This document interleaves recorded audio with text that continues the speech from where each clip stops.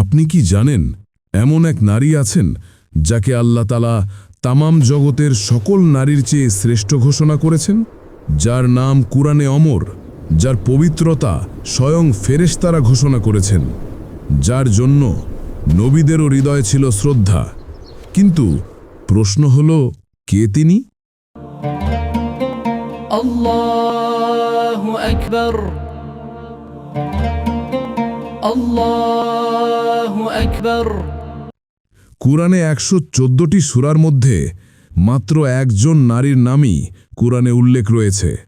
শুধু তাই না, কুরআনে ১১৪টি সূরার মধ্যে শুধু তার নামেই একটি পূর্ণাঙ্গ সূরা নাজিল হয়েছে। কেন শুধু তার নামেই সূরা? কেনই বা তাকেই বলা হলো তামাম জগতের নারীদের মধ্যে শ্রেষ্ঠ? কেন তাকে এত সম্মান? কি এমন ছিল তার জীবনে? আর কুরআনে সেই সূরার নাম হল সূরা মারইয়াম। আল্লাহ তাআলা কুরআনে বলেন, ওয়াইদ ক্বালাতিল মালাইকাতু ইয়া মারইয়াম ইন্নাল্লাহা আস্তাফাকি ওয়া তাহহারাকি ওয়া আস্তাফাকি আলা নিসাইল আলামিন।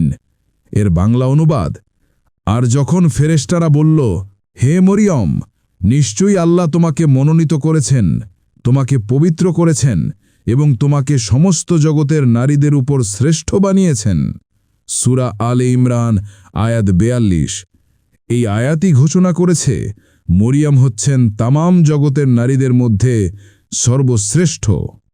কেন তাকে এত সম্মান? কি এমন ছিল তার জীবনে? মরিয়ম আলাইহিসসালাম এমন এক নারী যিনি পিতা ছাড়া সন্তান জন্ম দিলেন, কিন্তু তবুও তার পবিত্রতায় কোনো ছায়া পড়েনি।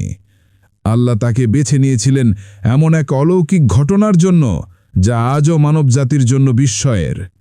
তিনি একা কিন্তু দৃঢ়।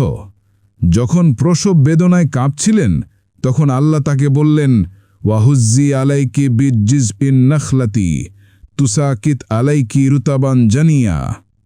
এর বাংলা অর্থ, তুমি খেজুর গাছের কাণ্ড তোমার দিকে ঝাঁকাও, তোমার উপর পাকা খেজুর ঝরে পড়বে।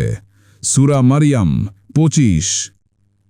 আল্লাহ তার একাকিত্বে সহায়তা করলেন, তার কষ্টে দিলেন শক্তি, তার নিঃসঙ্গতায় দিলেন আশ্রয়। তার সন্তান ঈসা আলাইহিসসালাম, যিনি আল্লাহর অনুমতিতে মৃতকে জীবিত করতেন, কিন্তু আল্লাহর আদেশে সেই নারী মারইয়াম ছিলেন ঈমান, ধৈর্য ও পবিত্রতার প্রতীক। তিনি কখনো অহং করেননি, কখনো অভিযোগ করেননি, বরং বলেছিলেন, যদি আমি আজ মারা যেতাম আর কেউ আমার কথা বলতো না। সূরা মারইয়াম ২৩। তার মুখে অভিযোগ নয়, ছিল আল্লাহর প্রতি পূর্ণ আত্মসমর্পণ। যখন মানুষ তাকে অপবাদ দিল, তখন তিনি একটিও কথা বললেন না, বরং ইঙ্গিত করলেন তার নবজাতকের দিকে। আর তখন সেই শিশু বলল, কলা ইন্নী আব্দুল্লাহি আতানিয়াল কিতাবা ওয়া জালানিন নবিয়া। অর্থ, আমি আল্লাহর বান্দা, তিনি আমাকে কিতাব দিয়েছেন এবং নবী বানিয়েছেন। সূরা মারইয়াম আয়াত ৩০। মরিয়ম আলাইহিসসালামের শ্রেষ্ঠত্ব তার অলৌকিক মাতৃত্বে নয়, বরং তার ঈমানের দৃঢ়তায়। তিনি একা হয়েও ভয় পাননি, কারণ তিনি জানতেন যার পাশে আল্লাহ আছেন তার কখনো অভাব হয় না। তুমি যদি মরিয়ম আলাইহিসসালামের মতো হতে চাও, তবে আল্লাহর উপর পূর্ণ ভরসা রাখো। পৃথিবীর নয়, আখিরাতের মর্যাদা খোঁজো, কারণ আল্লাহর দৃষ্টিতে শ্রেষ্ঠত্ব সৌন্দর্যে নয়, বরং তাকওয়ায়। ফলো, লাইক, কমেন্ট করুন যেন এমন আরও কন্টেন্ট আপনার কাছে পৌঁছে যায়। ইসলাম প্রচারে আপনার একটি শেয়ারই হতে পারে কারো হেদায়েতের দরজা।